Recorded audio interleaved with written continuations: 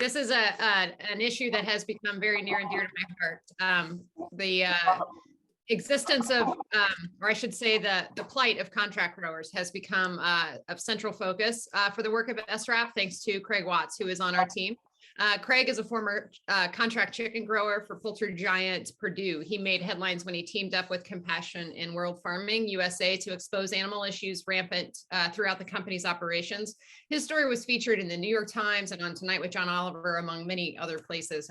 He's been outspoken about the power of giant meat companies, giving testimony on Capitol Hill and sharing his story almost everywhere, but we love him for it. Certainly his work that he's done on the farm aid stage. We are always excited to get Craig's voice out there with the media and to help him tell his story. He is returning that favor to other contract growers through the work that he's doing with our contract grower transition program.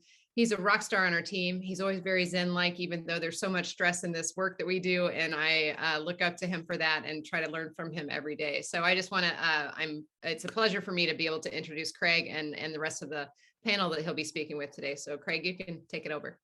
Thank you, Sherry. I don't know if I've ever told you, but I'm heavily medicated. It's not really Zen. So,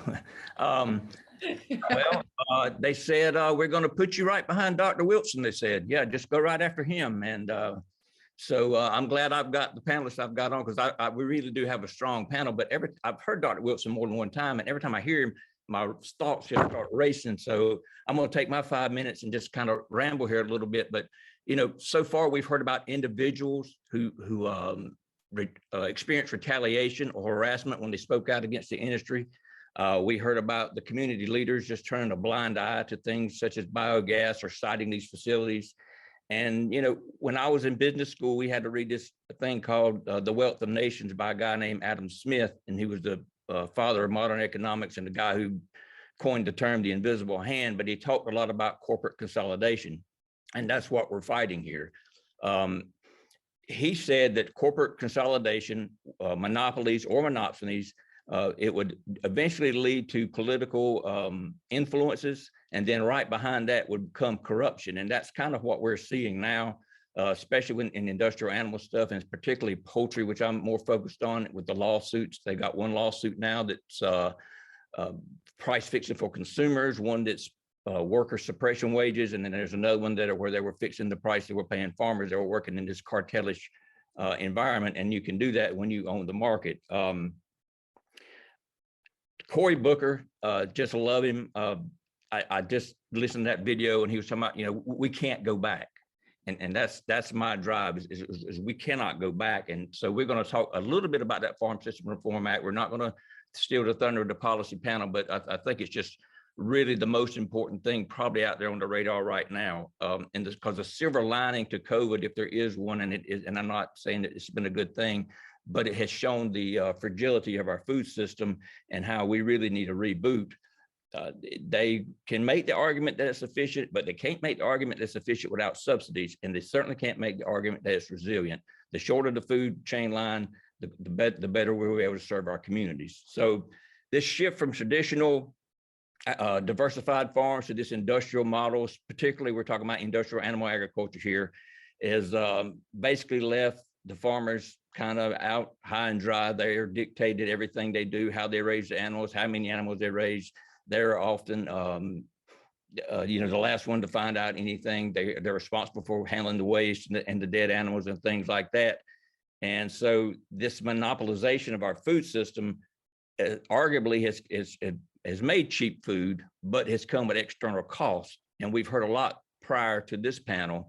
And the one that really doesn't get a lot of attention, but it has probably more in the last couple of years, or actually it's probably since John Oliver in 2015, is the farmers that are actually caught up in these systems. And I have lived that gimmick, and it's not a pretty place to be. So experts on my panel, I've got to know here of Tyler I've known for several years. I knew Paula back from Farm Aid, and just met Tanner here recently, but they're going to talk a little bit about maybe how big ag exploits the farmers and extracts from communities. But the thing is, we've got to get on the other side of it. We got to have okay, we can't do contract ag. What's out there? We've got to give them something viable. I think Dr. Wilkes was also talking about policy, how what is incentivized is this monoculture, which I'm not going to touch the row crop stuff, but the CAFO model. And I always compared it to a bucket with a hole in the bottom of it. We're trying to fill up. It's just never going to happen. We've got to change buckets, build a better mousetrap, whatever. It's not going to be easy. It's taken us decades to get here.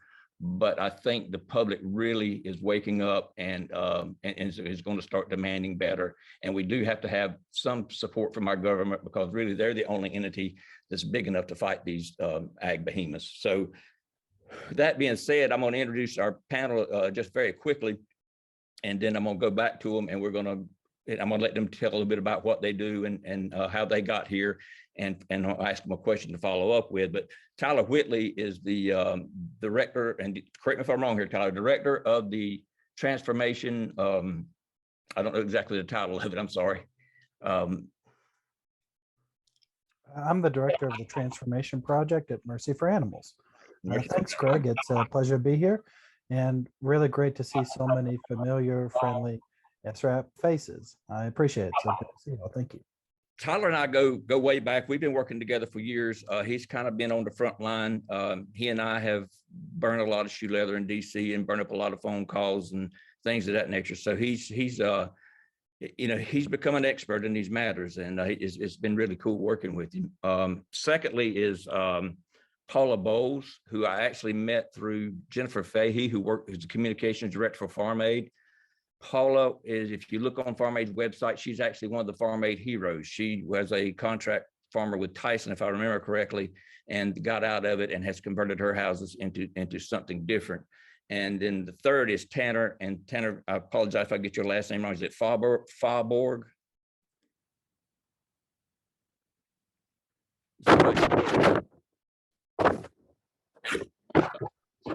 There you go. Is it Faaborg? Faaborg, Tanner Faaborg.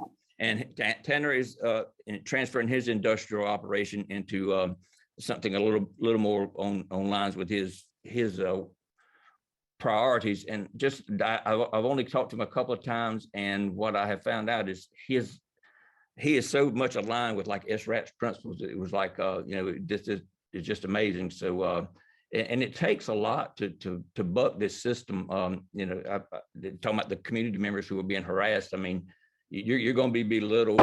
You might as well get used to it. And but it's going to take a village. And I remember a few years ago, I was sitting in a meeting in Durham, and we were talking about this very same subject. And I was in the room with a representative for some workers, a representative from the students who were tired of like the Cisco's and stuff providing all their food for school. The water keepers were there, the environmental folks, and we were sitting around this table, and we're all telling the same story. So it's going to take the village. It's going to take the environmentalists. It's going to take the animal folks. It's going to take the workers, and it's going to take the farmers and the consumers to stand together to kind of move this thing. So Tyler, your job or position is fairly new, but it's so important, and I like to think I was a big part of it. But I'm just going to let you to explain a little bit about what you do, and then I want you to tell us a little bit about why is this corporate consolidation so bad for agriculture. Like I said, thanks everybody for having us. It's very much appreciated. So I've worked with contract poultry growers across the Southeast in about 13 different states for the last 4+ years. I recently took over the Transformation program at Mercy for Animals as the director. And what we try to do is help farmers transition from industrial animal agriculture operations to plant-focused operations. We're specializing right now in contract poultry and swine production. We're working with farmers in 6 different states, mostly across the Southeast and the Midwest, where you'll find most of the broiler farms and the swine farms as well. We try to provide as many resources as possible to help them repurpose their existing infrastructure. One barrier to, upending or really just ending the industrial animal agriculture operation is, what are you going to do with the existing CAFO farmers? A lot of CAFO farmers have 50 acres or less of land. They have pretty significant debt associated as well. And a lot of their equity is tied up in the houses. So, with a contract, you might go from $250,000 valuation to without a contract, it's $10,000. So you instantly lose, $250,000 of equity in the farm if you lose your contract. So we're trying to figure out something else that you can do besides using the barns for storage, for hay bales, because that's not going to repay the debt, and it's certainly not going to allow a new generation of farmers to come back onto the land and take over the family business. So that's what we're working on. You want me to go ahead and talk about just how corporate consolidation has made that transition more difficult, Craig? Okay. So prior to joining Transfarmation, I actually worked a farmer financial crisis hotline. Craig worked that with me too for about 2 years, but I worked it for about 4. And we get just calls from growers who had their contracts terminated, wanted something else to do. They were frantic. They were looking for something that could replace the income, pay off their debt, avoid having to sell the farm to another chicken farmer or something like that. And there's really not a lot out there. And it's pretty difficult. I found that when I'm contacting a lot of agricultural universities, especially the historically white institutions, that most of them just tell me, you're probably better off just knocking down the houses and building something new. That would be easier than trying to repurpose them. Yeah, I mean, that would be fantastic if the farmer didn't have $1 million+ in debt and had a lot of other access to money to build a brand new, state-of-the-art greenhouse facility. But they don't. What they had was an opportunity to get into a business that presented itself as, very profitable, very attractive, and was, just a big ball of lies. And so now they're into $1 million or $2 million of debt. Most of the economy around where they are is supporting the industry, either through growing crops for animal feed or processing, rendering, trucking supplies, all, that sort of thing. And so it's difficult in that when you have a small handful of corporations who control the market, what Craig talks about happens. Not only do they control the market as far as what you and I consumers are able to purchase, they control a lot of the research that happens at agricultural universities because they have the money to fund research. And they're not going to fund something to repurpose their facilities for growing zucchinis. They're going to fund how to more efficiently grow a pig in a confined operation, or they're going to research how to harvest, methane from the lagoons, so that they don't have to clean up the lagoons. They can make it a positive instead of the huge negative that it is. And it becomes very difficult because a lot of these corporate actors act across geographic boundaries, so all across the US. They operate across species. They also operate across,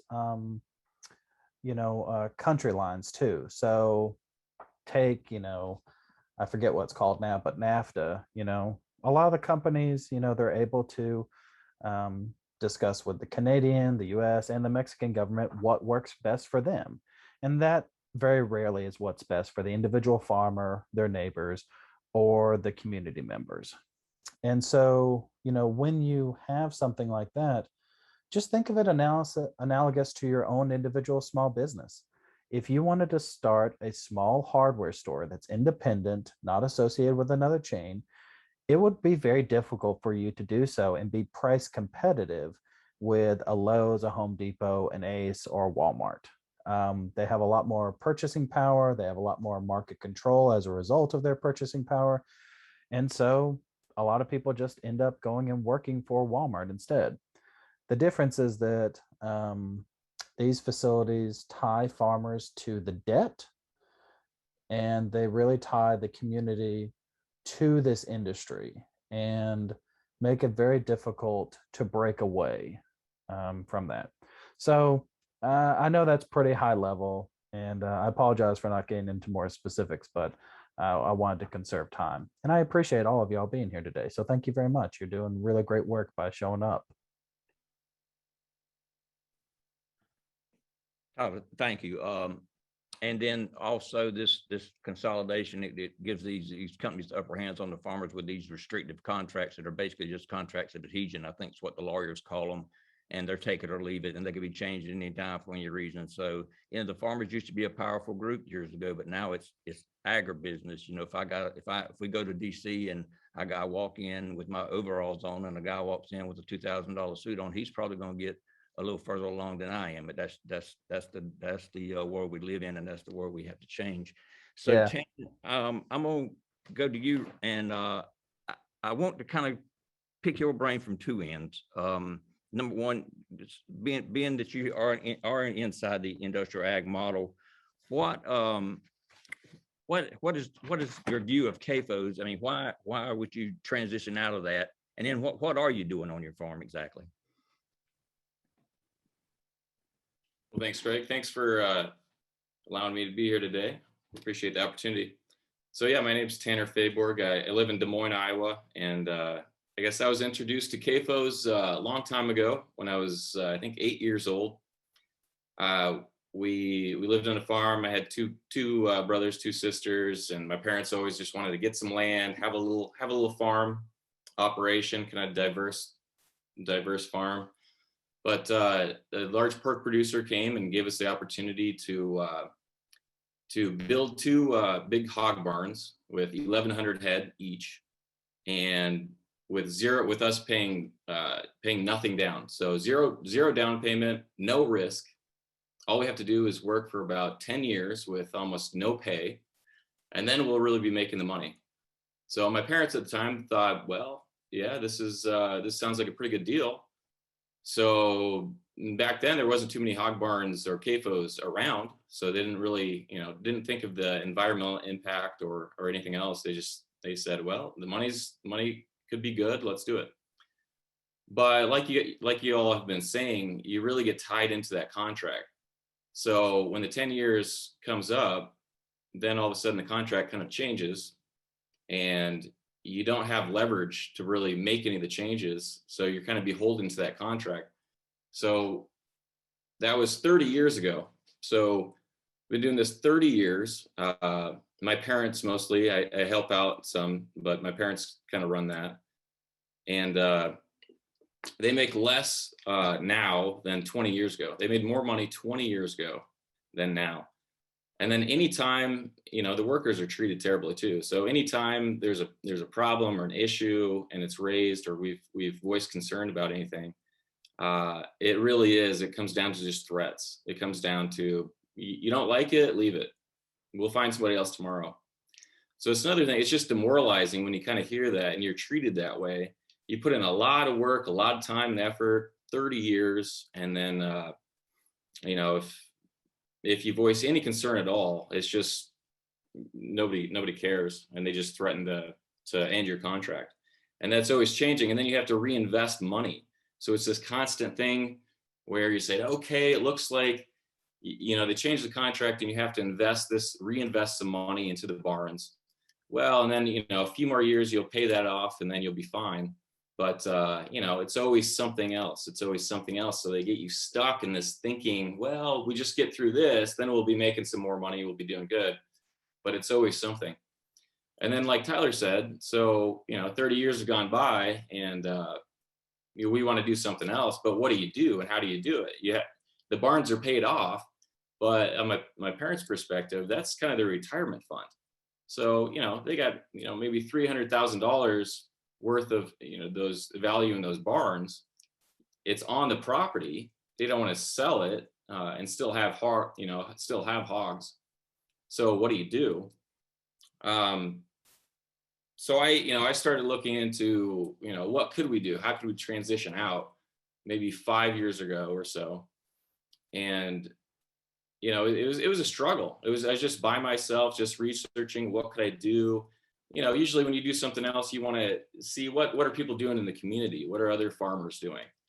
all the farmers are doing the same thing. They're all kind of stuck in the same thing, the same contracts, the same, consolidation, big ag taking over. And there's not really any business models that I could find. There's not really any advice locally that I could find that would help me out.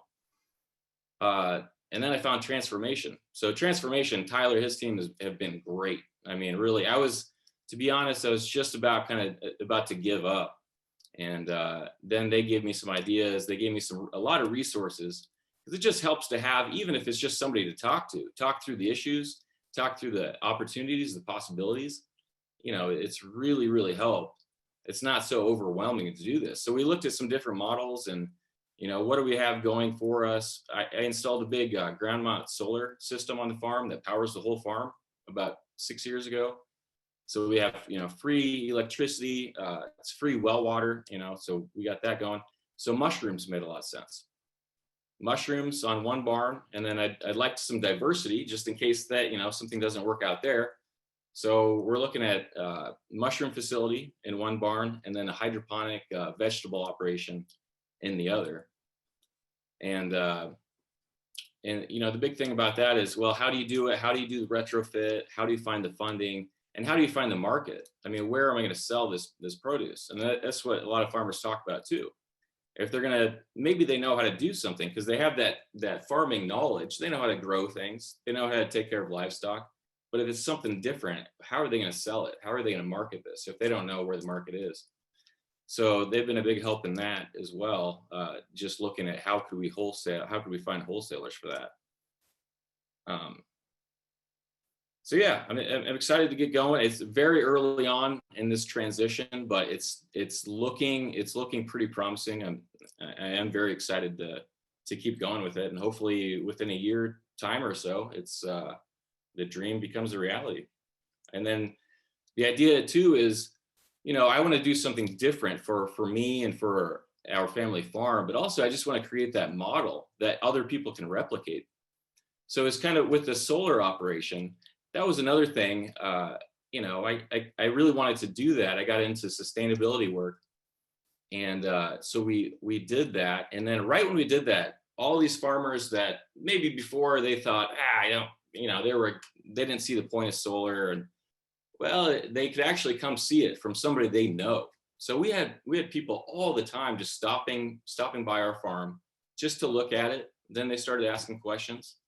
And then a year or two later, and even now, you're seeing solar pop up all over rural Iowa. And a lot of the people around here are putting it up. I think because they kind of saw our operation, and we just answered some basic questions, and they felt comfortable about it, and then they did it. So I'm hoping this can be that too. Create this model, create a new opportunity, and get people thinking that they can do other things, and they don't have to be trapped in these contracts, and they can have a little more pride again in their local, producing something for their local economy, producing something that's sustainable, that's clean, something that they can be proud about. Because it seems like rural economies, rural communities are losing a lot of pride too. When you have big ag taking over, big ag doesn't care. They care about the bottom line. And then you have this system that's created that's more, it just kind of employees that are working around rural Iowa, and not really, they don't have this this pride in what they're doing, what they're creating, because they don't have leverage to really do what they want to do. So hopefully that changes. Man, Tanner, thank you. That's awesome. I didn't realize you had done the solar, but that's even better. And I just want to mention that I'm also participating in the Transfarmation program. We're going to take my former poultry houses, and we're looking at mushrooms too. We started batting the idea around with Leah Garces, who's the president of Merchant for Animals, probably 5 or 6 years ago, and we've kind of been around and around and around, and finally it is happening, and it is a dream come true. And I'm like Tanner, I'm just excited that it's happening. But I want to switch over to Paula. Are you with us, Paula? Hi, this is Paula. Can you We hear can me? hear you perfect. Hey. Okay, great. All right. Thank you, guys. It's a pleasure to see all of you, and just to be part of this. I appreciate the invitation. Yeah, Paul, we're glad to have you here. What you've done is you were kind of a pioneer in all this, and I was very impressed. First time I talked to you, how hard y'all were working, and now we fast forward 4 or 5 years later, and you've actually got it up and going. I'm gonna let you tell a little bit more about your operation and maybe kind of what led you to leave poultry and to get into what you're doing. But I want to talk back specifically about these contracts. And you were a contract poultry producer, and that's like the blueprint of how not to. And so the industry will argue that it insulates farmers from price risk and uncertainty. If that's true, why were so many of us struggling within that system? And go ahead and introduce yourself first, and then come back to that question. Thank you. Okay, great. Thanks, Craig. Yeah, Tanner, it was so refreshing to hear you tell your story. And I don't think it matters whether you're in North Carolina or Iowa or where you are. It's like we all have the same story. We were with poultry and you with hogs, but it's all the same thing. And my husband had farmed for years and had done a lot of different things. And so he thought, well, I know how to do chickens. And then when things just kept going downhill and we kept losing money, we didn't know anyone else to talk to. So we thought it's all our fault. And of course, the big ag company enforced that, everything was our fault. And we were just feeling like complete failures. So when we started researching, but one thing that I don't know that a lot of banks have done, but we work with Carolina Farm Credit. And when we kept having to redo the loan and try to get the payments lower. And my banker actually said that she felt like they could sue the poultry for false advertising, because she said the way they present it to the farmers is just totally false. And I think to actually hear a banker say that, kind of reinforced what we were feeling. But we were just basically kind of at the end of our rope. I mean, we were trying to take every single nickel we made from the farm and pay off the loan. And then my office job was kind of supporting the family. And then it got to where my office job was paying the utility bills on the farm. So we knew then we were in big trouble. But we just really stopped growing just because we felt like we had no other choice. And I've shared the story before. I said, we had $500,000 invested. And the day that they agreed to cancel my contract, they come out to the farm and they could pick up their $20 sign and drive off. And I'm like, wow. We had the whole family farm in our lives invested, and they basically make you feel like an indentured servant, I think was our description. But anyway, that was 5 years ago or 6 years ago.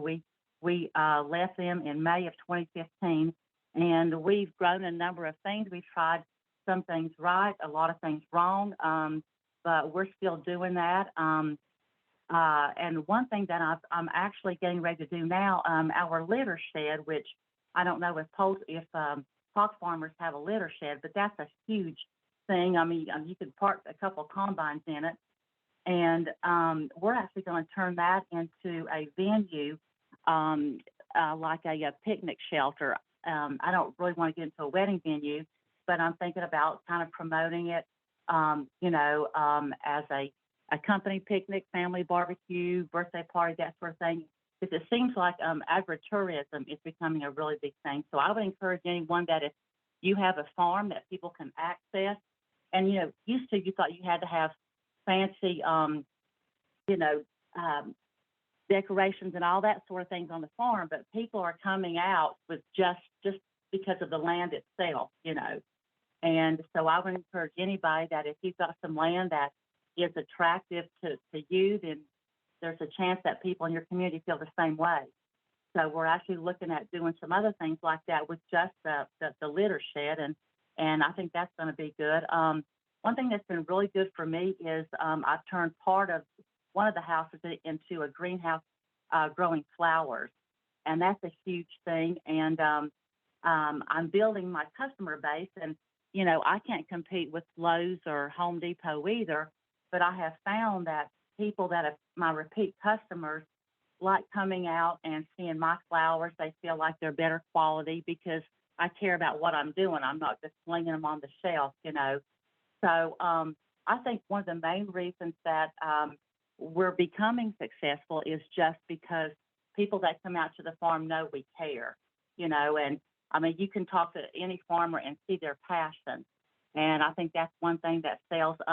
Tanner, you had mentioned about trying to find a market, and that's been a difficult thing for us too. But I started at the farmers market, and then not to give Facebook any credit, but I can post pictures of my flowers on Facebook on a Friday evening and have 50 customers calling me Saturday morning wanting to come out. So, you know, use social media to our advantage.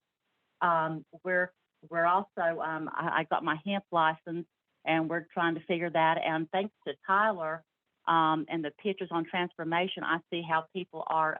There's where we had first started. You can see the drip lines that we use, but we used every single thing you could find.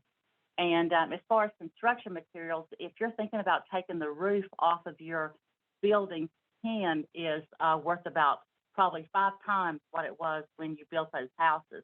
So anything like that you can sell. In fact, we probably got enough money in the tin to do a lot of our retrofit. So, but you can see about everything that we've used there. So, Craig, I'm not sure if I answered your initial question. What was your question? Man, I never had seen these pictures before. This is awesome. Really? Yeah. The industry argument is that these poultry contracts insulate farmers from risk and uncertainty.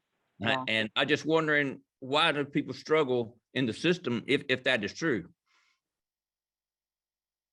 Yeah, you know, they just they have a way of telling you how it's for your benefit. And you know, looking back at it now, I just keep thinking, how could we have been so stupid? But it's just the way they present it to you. And you know, I don't have an easy answer for that. I just know that we fell for it hook, line, and sinker.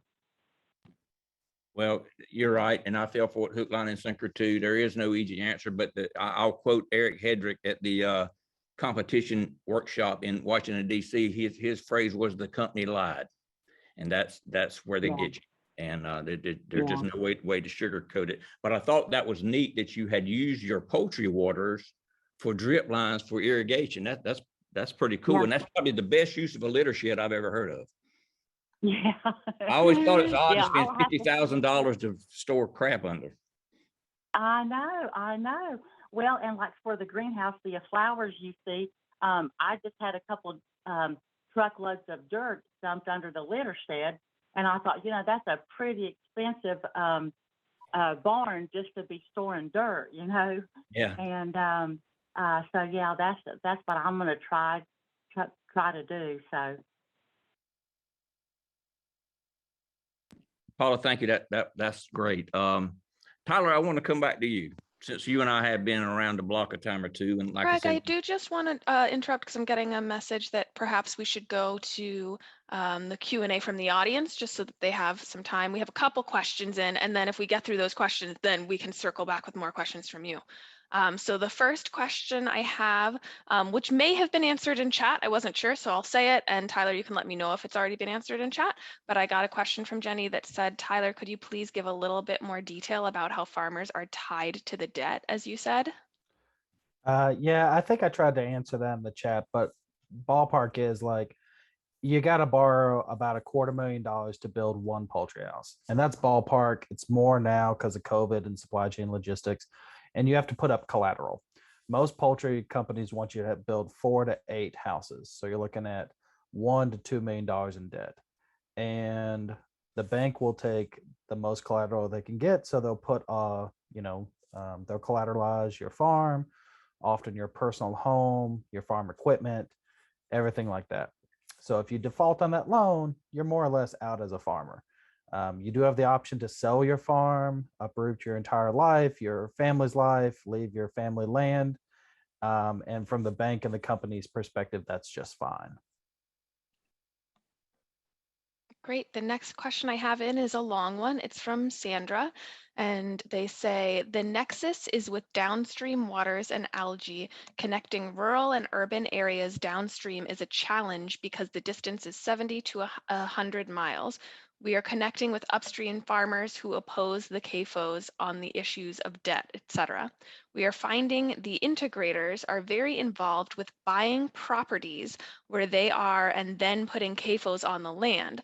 Adjoining farmers who offer to buy the property are trumped through the back door by the integrators who are buying the property. My question is anyone doing anything on ag property for sale, and how can nearby farmers acquire the land instead of mainly Chinese-based Smithfield? I think some companies are doing that. That's not my field. I can't really speak to that. I would recommend reaching out to the folks at SRAP who can connect you with those organizations that are trying to do work to address that. I know that I've heard from folks over at National Young Farmers Coalition that access to land due to prices has been an issue for beginning farmers. So it's certainly something that folks are working on. I know National Family Farm Coalition, NFFC, is working on some of the TIAA CREF land investments. But yeah, I can't speak to that. That's not what I do. I could just jump in quick there. Yeah, it's a huge problem, I know, in Iowa and around here. Lately, the auctions, if anything goes to auction, there'll be some actual farmers that are looking to purchase the land, but there'll be representatives from bigger corporations who are sent in and told that buy it no matter what the price. It doesn't matter. Just buy the land. So they win every auction. And it really increases the price of land. So now we're seeing, I thought land prices were crazy, 10 years ago, but now it just keeps going up. So it doesn't, it doesn't make any sense for it's really hard for new farmers to get in because the value is so skewed. And I'm not sure what the answer is. I guess the best answer would be to find business models where smaller farmers can make a difference, find it economical to make more money off of just an acre or 2 acres. And then I think if you have that business model, then, maybe more farmers will be willing to, it'll make more economic sense to buy that land. Great. The next question we have is from Claudia. This question is for Tanner. Do you know anyone in Eastern Iowa taking these same transformation steps? That might have been a contextual question that they asked, so let me know if that makes sense. In Eastern Iowa, I'm in Central Iowa. I don't really think I know anyone else in Iowa taking these steps, to be honest. I talk about it a lot. Through my own sustainability work with the organization I run, but also just with people I grew up with and local farmers. And I advocate, I ask them, why are you still doing this? Why don't you make a change? Have you thought about this? Even with things, with row crop farmers, why do you continue to grow just corn and soybeans when, you could grow northern pecans or something and have a lot more value, a lot more profits out of per acre. But it's you get the same thing. It's just a cultural thing where people are used to, their parents did something a certain way and their grandparents did something a certain way, so they want to carry on that tradition. But then, like I said, it's just having that knowledge, having the resources, knowing where the market is. Even if you grow something different, where are you going to sell it? What equipment do you need? Just that knowledge gap. People don't have the knowledge. They're not sure where to get the resources, so they continue to do the same thing. So I don't really know anybody except for maybe on a hobby scale. I don't really know anybody else in Iowa making this transition. Thanks. The next question is from Ronald. Are the loans backed by the government or the bank? Tyler, you want to jump on that one? Yeah, it depends in both. I mean, So like often you'll have like a loan from Farm Credit that's, that's guaranteed by FSA. I think the guaranteed limit goes up to about $1.4 million. Some of the other policy folks like Jake or Joe could tell you, Dr. I could probably tell you exactly the number. But then you also have loans directly from FSA. Those tend not to be for new construction housing just because the limit on direct FSA loans is about $600,000 and you can't build a poultry farm for that. You can make some upgrades if you wanted to. You also have a lot of folks like big hitters like Rabobank who make these kind of things. I've seen a lot of poultry, hog, cattle feedlots be loaned through SBA guaranteed loans, and that's because they're considered to be a quote unquote value add rather than agricultural production. So think like sweet potato finishing and sweet potato curing rather. You're not growing the sweet potatoes, you're curing them. So that's a value add to an agricultural product. So that gets you into a higher loan limit. Those I think on poultry go up to about 6 million. On cattle feedlots, I think 19 million if I remember right. But that would be from like 2020 that I remember that from. So the answer is both. And Craig, myself, and a bunch of other folks on this call have actually long thought that if you could get the government to stop guaranteeing these loans, the banks wouldn't make them because they know that you can terminate a contract at any time, and you can terminate for animal welfare issues, or you can terminate for economic justification issues. Dr. Eichert's written tons of papers about that. And so pretty much if there's a downturn in the poultry market, they could cut a bunch of growers off, and that grower's not going to be able to repay the debt. Folks like myself tend to think that if the government's not underwriting these loans, then the banks won't make them because they know that if you cut off the contract, they're out the door on money. But there again, that's just me and a bunch of other folks who talk to farmers who think that, much less folks in Capitol Hill, unfortunately. And Sherry or Craig, should we call it time there? Should I ask one more question? If you have one more question, that's great, or else we can go back to what Craig was going to ask him, either one. We do have one more question from Hummin. How can organizations that already work with sustainable small farms support farmers that want to transition their CAFOs?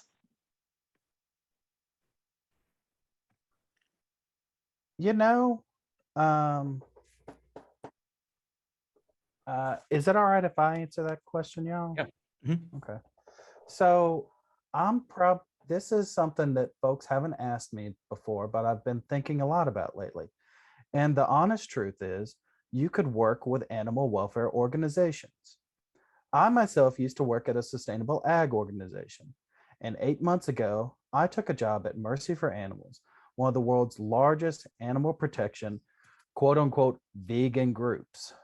And they have given me tremendous support to support farmers like Craig, Tanner, Paula, and a whole host of other farmers to convert their farms to something else. They've not asked that these farmers become vegan. They've not asked that the farmers stop raising animals. We're focusing on the industrial raising of animals.